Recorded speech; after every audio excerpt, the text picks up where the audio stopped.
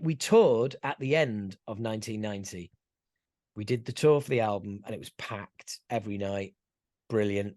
And then we did a tour as a 4-piece in December of that year, and like everywhere was just half the business. Wow. And it was just like, right, this is changing. This is not what it was. This is, and eventually, it was done. And the thing is, I've always said, if you are an intrinsic part of a scene, which we were, we were part of the UK Big Four, or as they're called in the States, the microscopic four, which is quite right, quite right. That, when the scene goes down, you go down with it. And the thing is, for everything everybody wants to say about Metallica,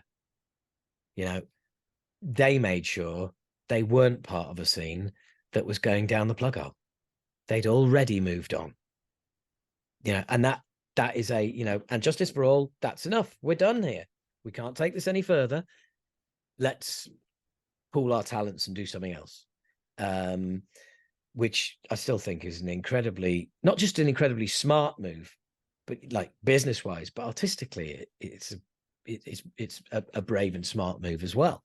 Yeah. So the scene, we went down with the ship, basically. Jamie Jaster's fond of saying rising tide, a rising tide, rises all ships, something like that. I can't remember what it's called. But yeah, also when someone pulls the plug hole, when someone pulls the plug, you all go down the plug hole. And we quit. The following week, Sabbath announced that they'd split, and 2 weeks after that, Onslaught announced they'd split. Wow. So literally within like 4 or 5 weeks, 3 of the 4 had gone. Damn. So, yeah, such is life, That's the way it is. And there were a lot of other bands too, like Zentrix and Slammer, right? Zentrix kept going. Yeah, Zentrix kept going. Slammer only ever put out one album, which was on the major label, and then it was like, and then a couple of EPs, and then it was done for them as well. And Zentrix managed to carry on a little longer, and put some records out. Which, of course, if you tried to keep going, you had to be musically relevant. So you had to. And they tried to experiment a little bit. Yeah, you had to. Everybody was doing it. I mean, hello. Everybody goes on about what a great record American Way is. Everyone's forgotten about the last track. 31 flavors of absolute bollocks. Yeah. And Phil's told me that to my face. God. It's just, yeah. I can't believe that's a song. Everybody was doing what they could to survive, man. Yeah. And not many did. And not many did. Many bands didn't, and there's so many bands I'm a fan of who I'd love to talk to, but it's like they're far gone. You know what I mean? Yeah. Laz Rocket, an example right there. They are so far gone. Way in the past. Well, the thing about Laz Rocket was that they were the victims of their own originality. Yeah, they were. Because what happened was, hey, we've mixed kind of like traditional hard rock, heavy metal, and that kind of image, but we've mixed it with a kind of thrash production and thrashy elements. So now everyone hates us. Yeah. Because people into metal think we're too thrashy, and people into thrash don't think we're thrashy enough. So, yeah.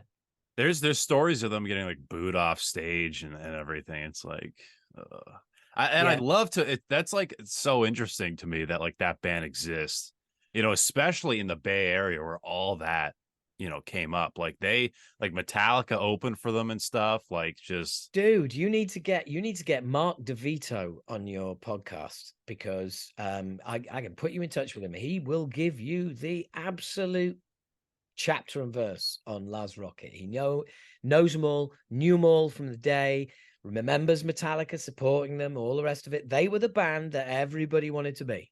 Yeah. Yeah. We'll definitely after this podcast, I'll we'll send be you in his touch. details, man. Yeah, Please he's do. Please do. That's awesome. Well, we're talking about all this, the 90s metal, thrash metal, kind of went to yeah, shit, but things come back around, you know what I mean? yeah, Like absolutely. I was born in 98. Thrash metal's like my favorite genre. You go to all these shows, every thrash metal show I've seen in New England, half, if not more, the audience is closer to my age than people who grew up with the music. So there That, is which is great definitely to a hear. scene for it again, and globally. And I feel like it's because of streaming, and that's how I even found Acid Rain, Yeah, Zentrix, yeah, because it's yeah, like, you hit one band, it goes, you also might like all these guys, and then you yeah. go down a rabbit hole. So people like me Very who true. lives in Boston, I'm familiar with your music and history. So it's really cool. And that's what's Yeah, awesome about this podcasting thing too. I don't have to, pay to be on the air and then pay for you to fly over. yeah. Oh, I know, mate. I know. It's like the world got that big. For Yeah. listeners, I'm making the world very small. Um, um, but you're absolutely right. But you know what? Whenever I have this conversation, I'm always keen to flag up a band to give them their due, and it's incredibly unfashionable to do this. But one of the reasons why you're into thrash metal is that it exists, and it wouldn't have existed, and it wouldn't be back as much in the public eye now if it weren't for, wait for it, not the band you're expecting, Machine Head. Well, okay. Because at the point Machine Head's first album comes out, you look at what all the other thrash bands that you can think of are doing, and it's a diluted version of what they used to do, or a different version, or some. I mean, for instance, the album, and I don't know what it is, but the album that Gene plays on in Testament, well, that album was recorded as another band.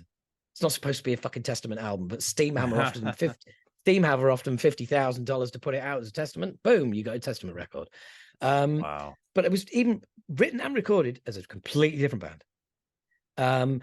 So everybody was, Creator, Renewal. That's not a thrash record. Everybody was doing their little bits and pieces, and out of nowhere, Machine Head came out with that first album, and everybody just went, "Whoa, this is fucking awesome! This is amazing!" And all of a sudden, Playing Fast Again was pretty cool, and yeah, this is kind Huh. of unapologetic, and that kind of built a modern wave that started with Machine Head, and it's love him or hate him, you can't ignore him, and you certainly can't not give Rob Flynn his props. Do I like everything Wow. Machine Head have done? No, and all the rest of it. But do you know what? I think that guy deserves a very, very large drink at the thrash metal bar. And everybody, Wow. including myself, owes that guy a big drink. Wow, that's cool. I Just my never I theory. never thought, and Machine Head, yeah, that first record, very It's revolutionary. It kills to this Yeah. day. That absolutely kills. I got to revisit that record. I haven't listened to that in forever. Oh my God. Yeah, That's and really cool to hear. well, the thing is, you can have a negative kind of view of Machine Head now as well, where it's like, well, things that have happened, records that come out, all the rest of it, and you're going to go, nah, I'm kind of done with that. Nah, I'm kind of away with that. Nah.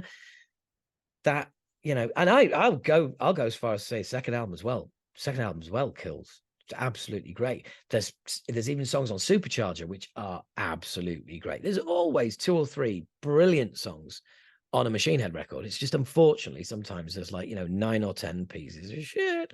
But Yeah. it's and as for the last album, it's fantastic. Oh Real yeah. return to form, great album, some great thrash metal on there. Unfortunately, just way too many long atmospheric intros. But you know what I mean. Yeah. Do you Yeah. ever think? Do you ever think Rob? Do you ever think Rob Flynn goes into the local deli and he goes like, can I get a cannoli and some pastrami? All right, now. That's just how he talks. Yeah. Yeah. Like Hey, phone Rob, calls. Yeah. Hey, Rob, are you coming over on Tuesday? I haven't. I don't. Just. Yes or a no will do, Rob. A yes or a no. Just put on another record, Rob. Can you imagine Rob? Can you imagine Rob Flynn and Jonathan Davis trying to have a conversation? Oh God. It's just be grunts, noises. Yeah, just cavemen, Yeah.